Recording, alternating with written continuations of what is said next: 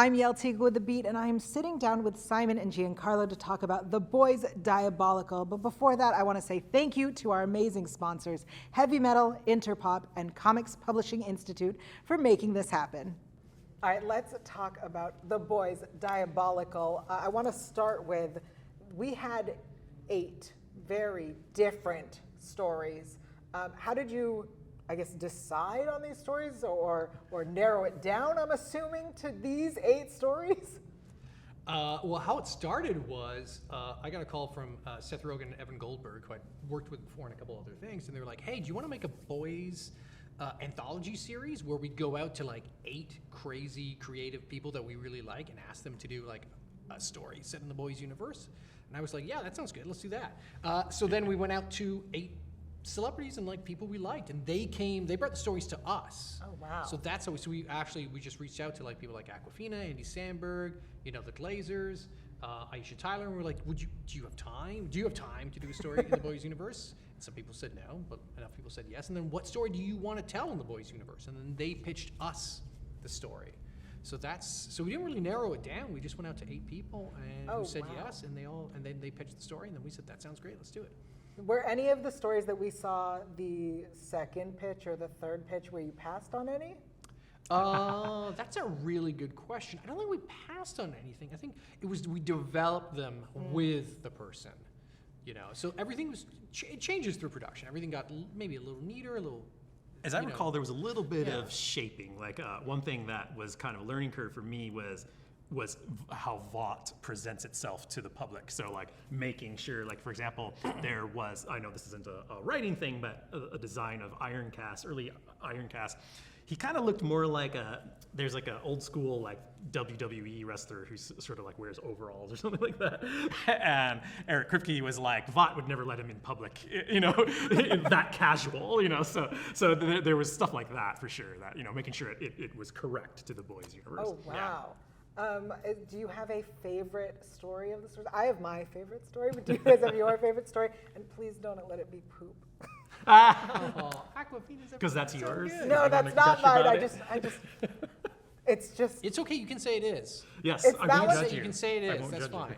My favorite is definitely the Boyd in 3D because... Oh, nice, great. Because I'm a cat person and I totally understand yes. so much. You were like, that would be me. 100%. You would be Cherry. Yeah, yes. I would. But do you have a favorite? Yeah, I mean, my sort of stock answer to that is you're asking me to choose a favorite child. Do you have a favorite today? Because like I know that favorites can change day to day or how you're feeling. That's a good question too. But I think the answer I'm going with is I like John and Sun Hee. Okay. I think that what really surprised me about that is just it's so emotional, and like it always was, but man, it somehow like got more so through every step of the animation process, and it just kind of makes me tear up, and the Awkwafina one does as well, but for different reasons. Because it's kind of like, oh, but it's great.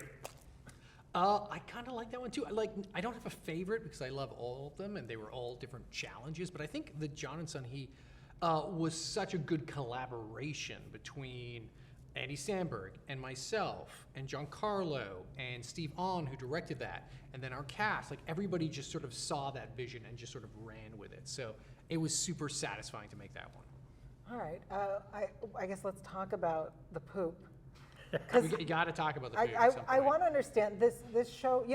The boys' world is very graphic. It is very, I want to say vulgar, but like graphic. You could say that. You could say that. It's got a vulgar. Intense, hard to watch at times, in the best way.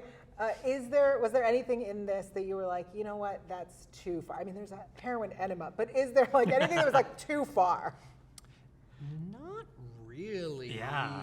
Not too much. I mean, we tried not to have limits on this. I mean, I suppose I could have shown much more of the heroin enema. So, sure. There's still a little tasteful cutting there. It's implied what he's doing.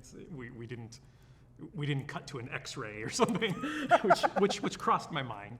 We're tastefully crude. Yes, tastefully crude. We're not like crude. Tastefully Yeah. crude is the perfect descriptor. I love that. We have been asking everyone, this is the first really big con that we're all back together. What has been a crazy con story of your? Ooh.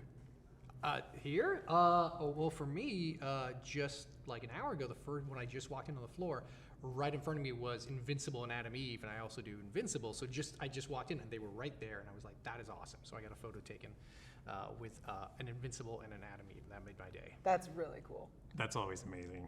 I'll tell, this is a very quick story. A long time ago, I directed on Avatar: The Last Airbender. It was the year that we were premiering the pilot episode, so no one knew what it was. And I was like, so excited, I shaved my head and had like an arrow in my hair, and I dyed it blue. And I was really insecure because no one knew what it was, and I had this ridiculous arrow in my head, and so I just shaved the whole thing, and so I ended up going to Comic-Con bald that year, and no one knew why, and somewhere there's photographic evidence of this. That is so cool. Thank you guys so much for chatting with us today. Yeah, thank you for having us. Thank you for having Of us. course. Thank you so much to Simon and Giancarlo. Of course, you can watch The Boys Diabolical right now on Amazon Prime Video. And again, thank you to our sponsors, Heavy Metal, Interpop, and Comics Publishing Institute.